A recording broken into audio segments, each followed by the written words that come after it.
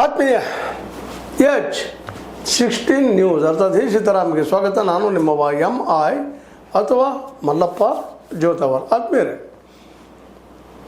IPL 2026 ಕೊನೆಯ ಗಳಿಗೆಗೆ ಕೊನೆಯ ಹಂತಕ್ಕೆ ಬಂದು ನಿಂತದ. RCB ಸೋತರೂ ಸಹ ಟಾಪ್ ಆಗಿಬಿಡೋದ ರನ್ ರೇಟ್ ಆಧಾರದ ಮೇಲೆ. ಯಾಕಂತಂದ್ರೆ ನಿನ್ನೆ ಚೆನ್ನಾಗಿ ಆಡಿತು ನಮ್ಮ ಸನ್ರೈಸರ್ಸ್, ಸ್ಕೋರ್ ಒಳ್ಳೆಯದು ಮಾಡಿತು, ಎಲ್ಲರೂ ಚೆನ್ನಾಗಿ ಆಡಿತು. ಬ್ಯಾಟ್ಸ್ಮನ್ ಇಶಾನ್ ಕಿಶನ್ ಆಗಿರ್ಬೋದು, ಅಭಿಷೇಕ್ ಆಗಿರ್ಬೋದು, ಕ್ಲಾಸನ್ ಆಗಿರ್ಬೋದು, ಎಲ್ಲರೂ ಅದ್ಭುತವಾಗಿ ಆಟವನ್ನು ಆಡಿದರು. ವಿಶೇಷವಾಗಿ ಅವ್ರ ಬ್ಯಾಟಿಂಗ ನಿಂತು ನೋಡುವಂಗಾಗಿತ್ತು. ಎಲ್ಲರೂ ಕೊನೆಯವರೆಗೂ ನೋಡಿದ್ರು ಅನ್ನೋದ್ರಲ್ಲಿ ಎರಡು ಮಾತಿಲ್ಲ. ಅತ್ಯಂತ ಅದ್ಭುತವಾಗಿ ಬ್ಯಾಟ್ ಮಾಡಿದರು. ಅದರಲ್ಲೂ ಮುಖ್ಯವಾಗಿ ಇಶಾನ್ ಕಿಶನ್ ಮತ್ತು ನಮ್ಮ ಅಭಿಷೇಕ್ ಶರ್ಮಾ, ಇನ್ನೊಬ್ಬರು ನಮ್ಮ ಕ್ಲಾಸನ್. ನೋಡ್ರಿ, ಅಭಿಷೇಕ್ ಶರ್ಮಾ 56 ರನ್ ಹೊಡಿತಾರೆ, ಇಶಾನ್ ಕಿಶನ್ 79 ರನ್ ಹೊಡಿತಾರೆ, 51 ರನ್ನನ್ನು ಕ್ಲಾಸನ್ ಹೊಡಿತಾರೆ.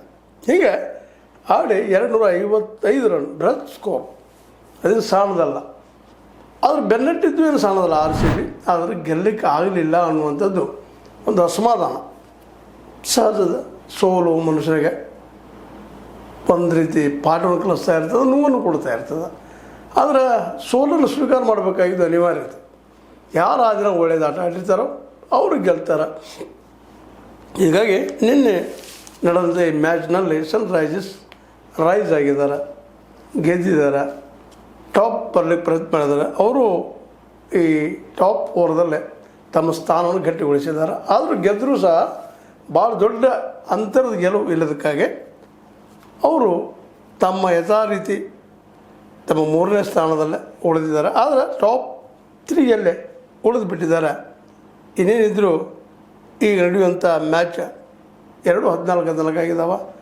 ಸ್ವತಂತ್ರವಾದ ಮೀಡಿಯಾಗೆ ಬೇಕಾಗಿರುವುದು ಸ್ವತಂತ್ರ ಧ್ವನಿ. ಆ ಸ್ವತಂತ್ರ ಧ್ವನಿ ಉಳಿಸಲು ನೀವು ಮಾಡಬೇಕಾದದ್ದು ಇಷ್ಟೇ. ಅದೇನಪ್ಪಾ ಅಂತಂತಂದ್ರೆ, ನಿಮ್ಮ ಕೈಲಾದಷ್ಟು ಸಹಾಯ ಈ ಚಾನಲ್ಗೆ ಮಾಡಿ ಹಾಗೂ ನಿಮ್ಮ ಧ್ವನಿಯನ್ನು ಕಾಪಾಡಿಕೊಳ್ಳಿ. ಇನ್ನು ಮುಂದೆ ನಡೆದು ಫೈನಲ್ 4ರ ಮಧ್ಯದಲ್ಲಿ ಅಲ್ಲಿ ಟಾಪ್ RCB ಇರೋದ್ರಿಂದ ಒಂದು ಸ್ವಲ್ಪ ಅವಕಾಶಗಳು ಚೆನ್ನಾಗಿದ್ದಾವೆ. ಅವ್ರಿಗೆ ಒಂದು ಸೋತರು ಸಹಿತ ಇನ್ನೊಂದು ಅವಕಾಶ ಇರ್ತದೆ, ಉಳಿದವ್ರಿಗೆ ಅದಿಲ್ಲ ಅನ್ನುವಂಥದ್ದು.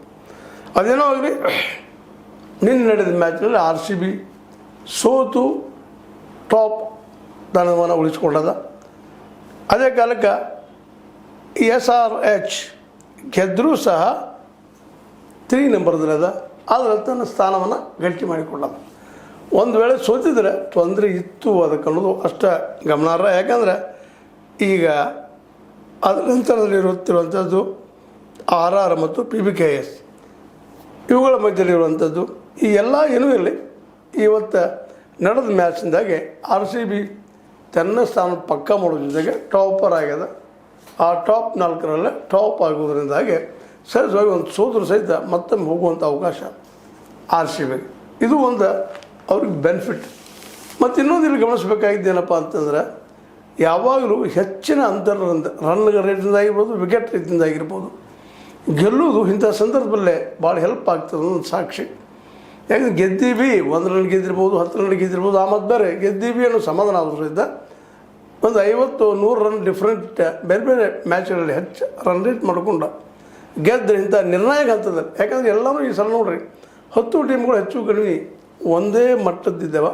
ಒಂದಿಷ್ಟೇನೋ 3-4 ಸ್ವಲ್ಪ ಕಡಿಮೆ ಇದ್ದಾವೆ ತಮ್ಮ ಮೆರಿಟ್ದಲ್ಲಿ ಅನ್ಬೋದು ಅಥವಾ ಆಟದಲ್ಲೇ.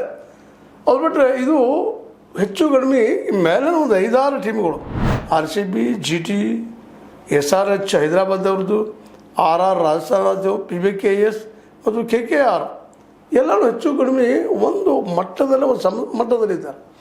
ಈ ಸಲ ಒಂದು ಸ್ವಲ್ಪ ಏನೋ ನಮ್ಮ ಚೆನ್ನೈ ಸೂಪರ್ ಕಿಂಗ್ಸ್ ಅವರು ಮತ್ತು ಮುಂಬೈ ಇಂಡಿಯನ್ಸ್ ತಮ್ಮ ಹೆಸರಿಗೆ ತಕ್ಕಂಗೆ ಆಡಲಿಲ್ಲ ಅನ್ನೋದು ಈ ಟೂರ್ನಿ ಉದ್ದಕ್ಕೂ ನಾವು ನೋಡ್ಕೊಂಡು ಬಂದಿದ್ದೀವಿ.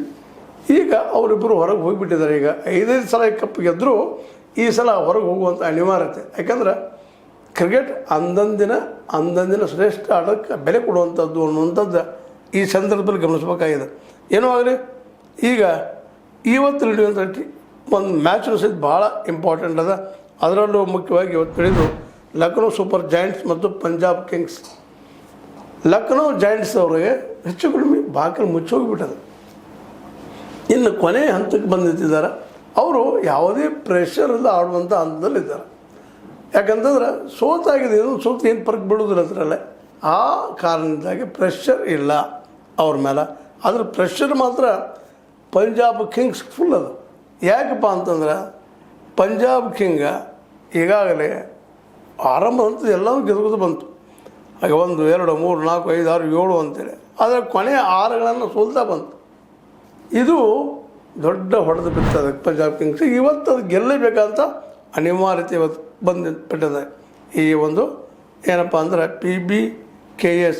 ಯಾಕಂದರೆ ಈಗ ಅದು 6ನೇ ಸ್ಥಾನದಲ್ಲಿ ಅದ, 4 ಅಥವಾ 3ನೇ ಸ್ಥಾನದಲ್ಲಿ ಬರಬೇಕು. ಆದರೆ ಈಗ ಮೊದಲನೇ 3 ಸ್ಥಾನಗಳನ್ನ ಹೆಚ್ಚು ಕಡಿಮೆ ಏನಪ್ಪ ಅಂತಂದ್ರೆ ಈ RCB, GT, SSRH ಪಡ್ಕೊಂಡ್ಬಿಟ್ಟಿದ್ದಾವ. ಈ ನಂತರ ಉಳಿದು ಇದನ್ನು 4ನೇ ಇದ್ದು PBKS ಮತ್ತು RR ಮಧ್ಯದಲ್ಲಿ ಕಾಂಪಿಟೇಷನ್ ಅದದು. ಎರಡೂ 13 ಮ್ಯಾಚ್ಗಳನ್ನ ಆಡಿದಾವ. ಆದರೆ 13 ಆಡಿದ RRಕ್ಕೆ 14 ಪಾಯಿಂಟ್ ಇದ್ದರೆ ಇಲ್ಲೇ ನಮ್ಮ PBKSಗೆ 13 ಪಾಯಿಂಟ್ ಇದ್ದಾವೆ. ಇದು ಭಾಳ ಇಲ್ಲಿ ಗಮನಿಸ್ಬೇಕಾಗಿದ್ದು. ಅದಕ್ಕಾಗಿ ಇವತ್ತು ಗೆಲ್ಲಬೇಕಾದ. ಇವತ್ತು ಗೆಲ್ಲಿಲ್ಲ ಅಂದ್ರೆ ಮನೆ ಕಡೆ ಹೋಗುವಂಥ ಅನಿವಾರ್ಯತೆ ಈ ಟೀಮಿಗೆ ಬರ್ತದೆ. ಪಂಜಾಬ್ ಕಿಂಗ್ಸ್ ನೋಡ್ರಿ, ಆರಂಭದ ಒಂದು ಶೌರ್ಯತ್ವ, ಆಟ, ಕಾನ್ಸಂಟ್ರೇಷನ್ನ ಎಲ್ಲ ಮಾಡಿದಂಥ ನಮ್ಮ ಶ್ರೇಯಸ್ ಅಯ್ಯರ್ ನಾಯಕತ್ವದ ಟೀಮ ಇವತ್ತು ಅತ್ಯಂತ ಕ್ರಿಟಿಕಲ್ ಮೂಮೆಂಟ್ದಲ್ಲಿ ಬಂದು ನಿಂತುಬಿಟ್ಟದ, ಸಂಕಷ್ಟದ ಮೂಮೆಂಟ್ದಲ್ಲಿ ಬಂದು ನಿಂತದ. ಯಾಕಂದರೆ ಇವತ್ತು ಪಂಜಾಬ್ ಕಿಂಗ್ನಲ್ಲೇ ಈ ನಮ್ಮ ಪ್ರಿಯಾಂಶು ಆರ್ಯ, ಪ್ರಭಾ ಸಿಮ್ರನ್ ಸಿಂಗ್ ಉತ್ತಮ ಬ್ಯಾಟಿಂಗ್ ಮಾಡುವಂಥವರು. ಕೂಪರ್ ಕೊನೋಲಿ ಇವತ್ತು ಅನಿವಾರ್ಯವಾಗಿ ಒಳ್ಳೆಯ ಆಟವನ್ನು ಆಡಲೇಬೇಕಾಗಿದೆ. ಇವರೆಲ್ಲ ಒಳ್ಳೆಯ ಆಟ ಆಡಿ 252 ಓವರಲ್ಲಿ ಮೊದಲು ಆಡಿದರೆ, ಅದು ಮೊದಲು ಅವ್ರು ಬ್ಯಾಟಿಂಗ್ ಮಾಡಿದಪ್ಪ ಅಂತಂದ್ರೆ ನಮ್ಮ ಜಾಯಿಂಟ್ಸು ಅವರು 100-150 ರನ್ನಿಗೆ ಕರ್ಪ್ ಮಾಡಿ ಕಡಿಮೆ ಓವರ್ದಲ್ಲಿ ಜಯಿಸಿದ್ರೆ ಇನ್ನೂ ಹೆಚ್ಚಿನ ಅವಕಾಶಗಳು ಇವರು ಸಿಗುವಂಥದ್ದು ರನ್ ರೇಟ್ ಮೇಲೆ ಆಗಲಿ ಎಲ್ಲ ರೀತಿಯಿಂದ. ಯಾಕಂದರೆ ಈ ಕಾಂಪಿಟೇಷನ್ ಇರೋದು PBKS, RR ಇವರಿಬ್ಬರು ಇನ್ನೂ ಒಂದೊಂದು ಮ್ಯಾಚ್ ನೋಡೋದು. KKR ಆನಂತರ DC, ಮುಂದೆ MI, LSG ಇವರು 13 ಆಡಿದ್ದಾರೆ. ಅದಕ್ಕಾಗಿ ಇವತ್ತಿನ ಮ್ಯಾಚ್ ಅಂತೂ ಹೆಚ್ಚಿನ ಅಂತರದಿಂದ ಗೆಲ್ಲೋದು ಪಂಜಾಬ್ ಕಿಂಗ್ಸ್ಗೆ ಅನಿವಾರ್ಯ ಅದ. ಆದರೆ ಹಾಗೆ ತಿಳ್ಕೊಂಡು ಲಕ್ನೋ ಟೀಮ್ ಭಾಳ ವೀಕ್ ಅಂತಲ್ಲ, ಆದರೆ ಏನೋ ಅದರ ಒಂದು ಕಾನ್ಸಂಟ್ರೇಷನ್ ಆಗಿರ್ಬೋದು ಅಥವಾ ಅದರಲ್ಲಿ ಇನ್ನೂ ಸ್ವಲ್ಪ ಏನಪ್ಪ ಅಂತಂದ್ರೆ ಕೂಡಿ ಆಡುವಂಥ ಸಂಘಟನಾತ್ಮಕ ಒಂದು ಹೋರಾಟ ಆಗದೆ ಹೋಗಿರ್ಬೋದು. ಈ ಎಲ್ಲ ದಿಶೆಯಲ್ಲಿ ಸೋಲನ್ನು ಅನುಭವಿಸಿದೆ.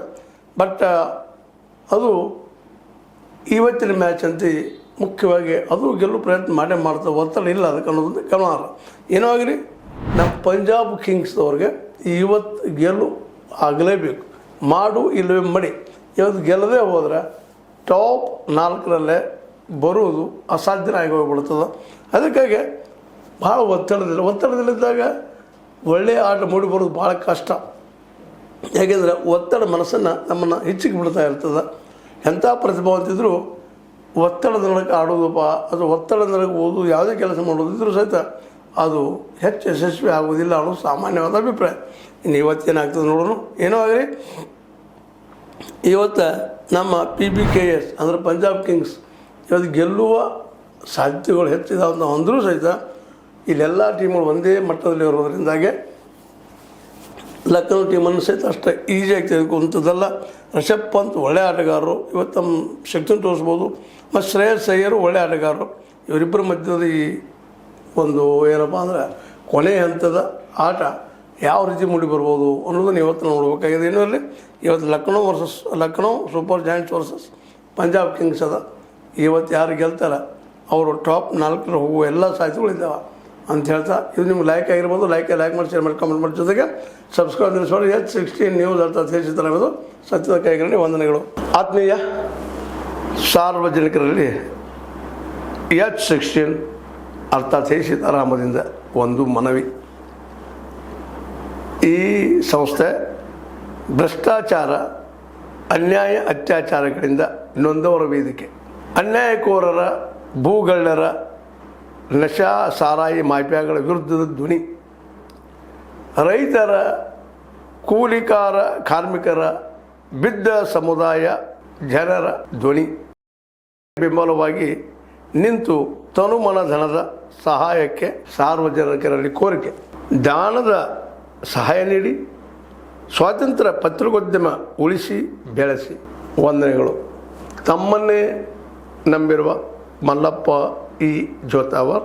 ಈ ಕೆಳಗಿನ QR ಸ್ಕ್ಯಾನ್ ಮಾಡಿ ಅಥವಾ ಈ ನಂಬರ್ ಅಂದರೆ 7411402405ಗೆ ಇಲ್ಲ 9686864852ಗೆ ನೀವು ಫೋನ್ಪೇ ಮಾಡಿ, ಪೇಟಿಎಮ್ ಮಾಡಿ ಅಥವಾ ಇನ್ನಾವುದೇ ಮಾಧ್ಯಮದಿಂದ ಗೂಗಲ್ ಮೂಲಕ ಸಹಾಯ ಮಾಡಿ ಈ ಪ್ರಾಮಾಣಿಕ ಪತ್ರಿಕೋದ್ಯಮವನ್ನು ಉಳಿಸಿ ಅಂತ ಮತ್ತೊಮ್ಮೆ ಮನವಿ.